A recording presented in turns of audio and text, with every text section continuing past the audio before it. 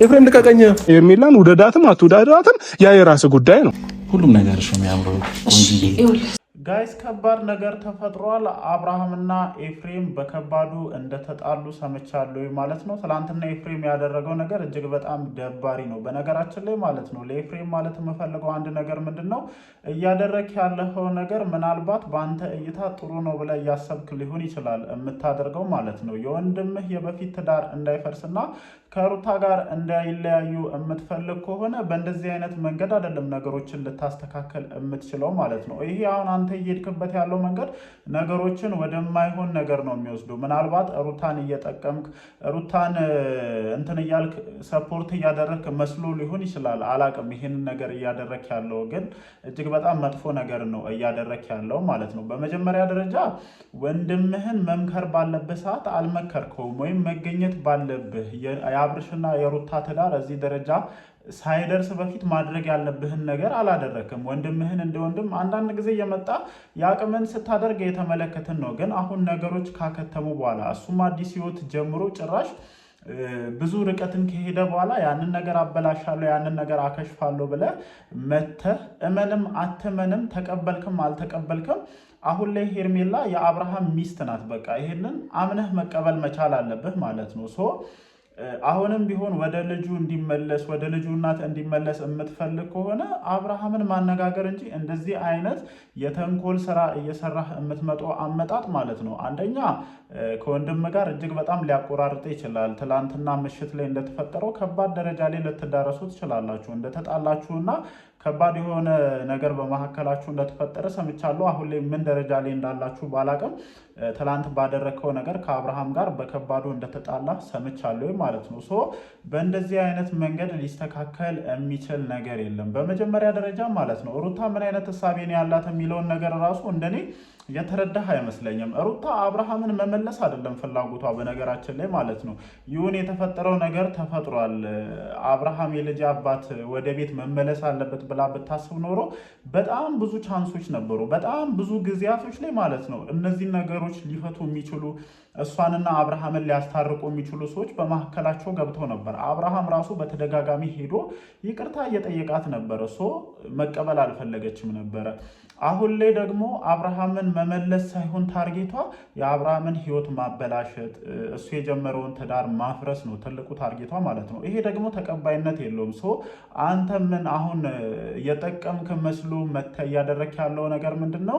የዚች ልጅ ተባባሪ ሆነ ወንድምህን የመጉዳት ወይም የወንድምህን ሕይወት የማበላሸት ነገር ውስጥ እንደገባህ ነው እንደኔ እየተረዳ ያሉት ማለት ነው። አይሚን ሁላችንም እንፈልገዋለን በነገራችን ላይ ማለት ነው። ምናልባት ከሩታ ጋር ታርቀው ነገሮች የሚስተካከሉበት መንገድ ቢኖሩ አንድ ላይ መኖር የሚችሉበት ነገር ቢኖር ማንም ሰው ይፈልጋል። ግን ለዛ ነገር በጣም እንዳረፈድክ ነው እንደኔ የሚሰማኝ ማለት ነው። እና እኔ ሳታቀው በነሩታ በነዳኒ ሴራ እንደተጠለፍክ ነው እየገባኝ ያለው ማለት ነው። ትላንትና የነሩታን ቪዲዮ ወይም ዳኒ ላይ የተለቀቀውን ቪዲዮ ለማየት እየሞከርኩ ነበረ። በነገራችን ላይ ዳኒ ሚሪና ሩታ ሲጣሉ አተመኗቸው።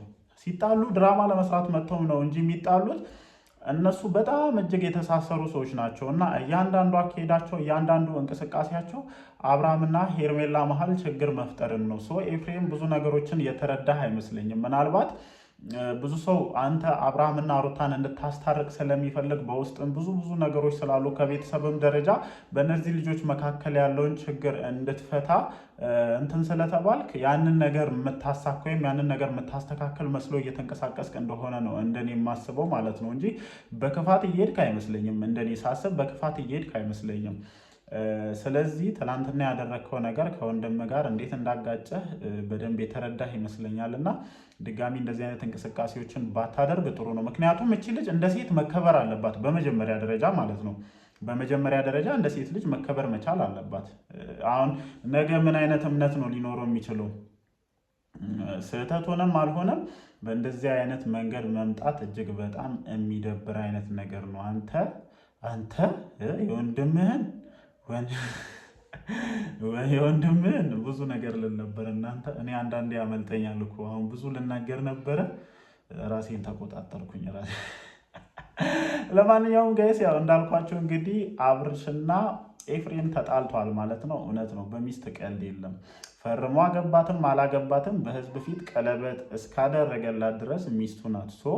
ያውም ወንድም መጥቶ ሚስትን ማማገጥ፣ ሚስት ላይ አላስፈላጊ ነገሮችን መጠቀም፣ ልንከባከብሽ ብሎ መዳበስ፣ ለመሳብ መሞከር፣ ይሄ በህግ ያስጠይቅሃል። አንተ አላወክም እንጂ አሁን አብርሃም ወንድም ስለሆነ እንጂ እንደዚህ አይነት ነገር ላይ ወንድ ልጅ ምህረት የለውም። ለማንኛውም ማለት ነው ከምንምና ከምንም ነገር በላይ ለወንድምህ ደስታ ቅድሚያ መስጠት አለብህ ብዬ አስባለሁ። ነገሮች እኮ ስህተት ናቸው፣ እኛ ስህተት ናቸው አላልንም። ግን ስህተትም ሆነው በስህተታቸው ውስጥ አብርሃምና ሄርሜላ ምን ያክል እንደሚዋደዱ ምን ያክል እንደሚፋቀሩ ስላየን አሁን የእነሱን ህይወት ለማበላሸት መሯሯጥ ማለት ሪስክ ያለው ወይም አደጋ ያለው ነገር ነው።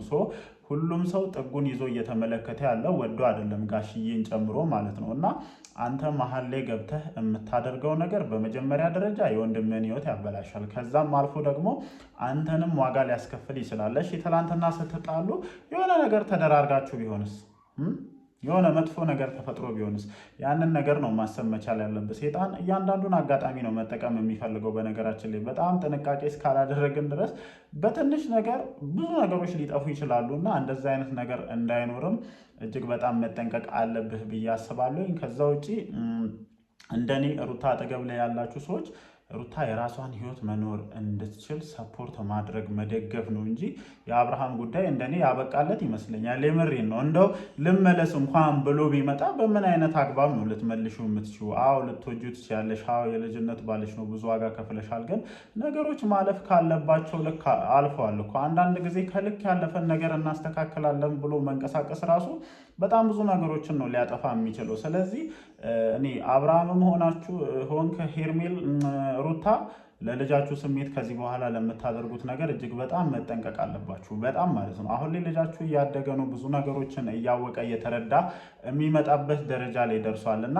ይሄ የእናንተ ንትርክ፣ የእናንተ ግጭት፣ የእናንተ አንዱ በአንዱ ላይ ተንኮል መስራት የሚቀጥል ከሆነ የልጃችሁን ስለልቦና እጅግ በጣም ነው ሊጎዳ የሚችለው እና ይህንን ነገር ከወዲሁ ማሰብ ካልቻላችሁ ብዙ ዋጋ ነው ሊያስከፍላችሁ የሚችሉት። ከዛ ውጪ ከሁለቱም ጎን ሆናችሁ ደጋፊ እየመሰላችሁ አንደኛውን የምትረዱ እየመሰላችሁ የምትንቀሳቀሱ ሰዎች ደስ አይልም። በቃ አረፉ፣ ውጡና የራሳችሁን ህይወት መኖር ጀምሩ። የምሬን ነው የምላችሁ። አሁን ለምሳሌ በባለፈው አቤል እና እንትና ሩታ ቤት ሄዳችሁ ምንም የሚፈጠር ምንም በቃ የጉዳዩ ባለቤቶች እነሱ ናቸው። እናንተ እንደዛ ተንጋግታችሁ ሄዳችሁ ጸብ ውስጥ ሊከታችሁ የሚችል ሌላ ነገር ውስጥ ሊከታችሁ የሚችል ነገር የለም። ስለዚህ እረፉ። ነገሮችን የምታባብሱት እነዚህ ልጆች ከጀርባ ሆናችሁ አጉል ጃስ እያላችሁ ወደማይሆን ደረጃ የምትገፋፏችሁ እናንተ ናችሁ። ስለዚህ አቁሙ። በቃ ኤፍሬምን ብትሆን አቁም። በቃ ይበቃል። ማንም ነገሮችን ሳይረዳ ቀርቶ አይደለም፣ ወይም አብርሃም ትክክል ነው ብሎ ስላመነ አይደለም ከዳር ቆሞ የሚያየው። አንዳንድ ጊዜ የአንድን ሰው ህይወት ለባለቤቱ የምንተውባቸው አጋጣሚዎች አሉ። አብርሃም እወዳታለሁኝ፣ አፈቅራታለሁኝ፣ ከዚች ልጅ ጋር ነው መኖር የምፈለገው ካለ ይሄ ነገሩ ሊከበር ይገባል። በቃ ማንም ሰው አብርሃምን አስገድዶ ማለት ነው ፍላጎቱ እስካልሆነ ድረስ ከሄርሜላ ሊለየው አይችልም። እና ይሄ ተንኮሎችን እየሰራችሁ በባለፈውም ሆን ብላችሁ አብርሃምን እዛ ጠርታችሁ ሄርሜላን ደውለህ ራስህ እንደጠራሃት ምናምን በደንብ እናውቃለን። ስለዚህ አቁሙ።